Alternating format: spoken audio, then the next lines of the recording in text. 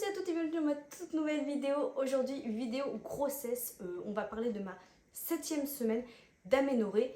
Qu'est-ce qui s'est passé pour moi, mes ressentis, mes petits symptômes, bref, c'est le rendez-vous entre guillemets où on parle de ma semaine de grossesse. Si vous n'avez pas vu mes précédentes vidéos sur mes anciennes semaines de grossesse, n'hésitez pas à aller les voir avant de regarder celle-ci.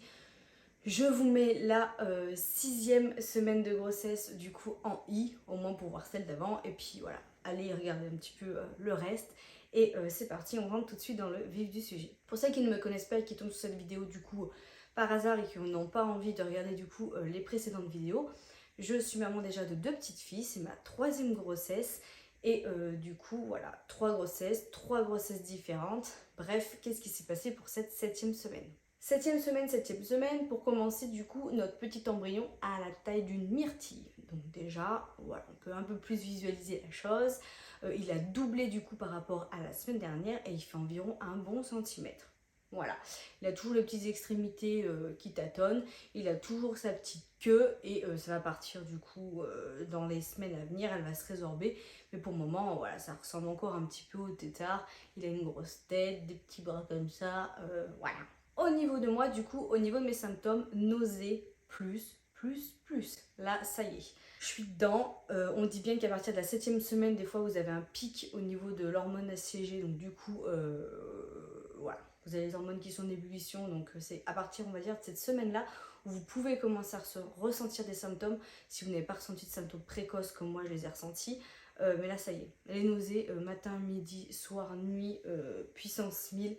J'ai du mal à canaliser mes formes de boulimie, on va dire. C'est-à-dire que je mange ce que j'ai envie de manger. Hein. Si à 4h de l'après-midi j'ai envie de manger du pâté, je vais manger du pâté. Je vais là où le frigo me dit et là où mon estomac me dit d'aller. Hein.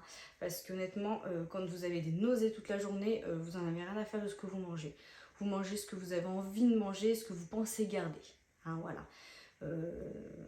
J'ai vomi quelques fois cette semaine-là, mais c'était vraiment des nausées. Le pire, c'est en fait j'ai l'impression d'avoir le mal de mer tout le temps.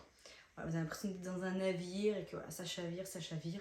Dès que vous avez à peine faim, mais c'est une horreur, faut manger tout de suite.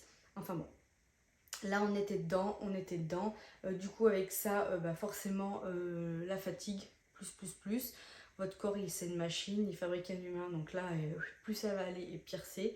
Et là, j'étais très fatiguée cette semaine-là, je l'ai bien noté. Fatigue et nausée plus. Voilà. En plus de ça, cette fameuse semaine, j'avais l'impression de traîner une odeur de poney. C'est-à-dire que je me mettais du déo 20 fois par jour parce que j'avais l'impression que je puais.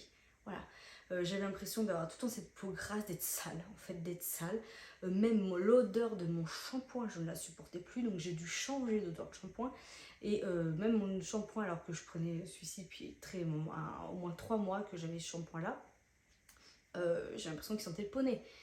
Je prenais ma douche, mais en abusé, c'est-à-dire que je la prenais si j'étais du soir le matin, si j'étais genre après le boulot normal, et je prenais des fois 2 à 3 douches par jour tellement que j'avais l'impression de puer le poney, de sentir le poney.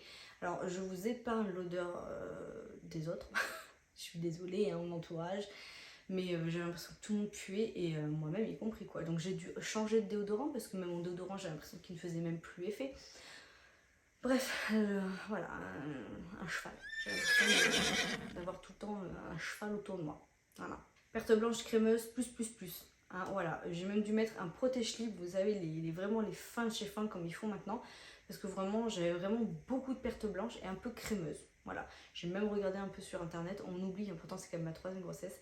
Et j'ai même regardé sur internet... Oh bah, j'ai un ongle en moins, tiens. J'ai même regardé du coup sur internet, 3e grossesse, on a quand même encore des doutes, me demander si c'était normal. Alors que c'est normal, mais voilà, c'est normal, vous avez beaucoup de pertes, hein, votre col il travaille beaucoup. Et vous verrez du coup, je vais bientôt vous faire du coup ma vidéo sur mon 2e trimestre, parce que j'ai clôturé mon 2e trimestre, j'attaque mon 6e mois à l'heure actuelle. Et du coup, là on y est plein pot, encore plus, donc voilà. En attendant, je vous fais plein de gros bisous, j'espère que vous allez bien de votre côté. Si vous regardez cette vidéo, peut-être que vous êtes enceinte. Voilà, n'hésitez pas du coup à me mettre des petits commentaires, à me dire aussi pour quand c'est, hein, voilà. Peut-être que quand vous regardez cette vidéo, finalement, on se suit de près, on sait pas. Et puis, écoutez, je vous fais plein de gros bisous, puis je vous dis à bientôt dans une autre vidéo. Allez, ciao!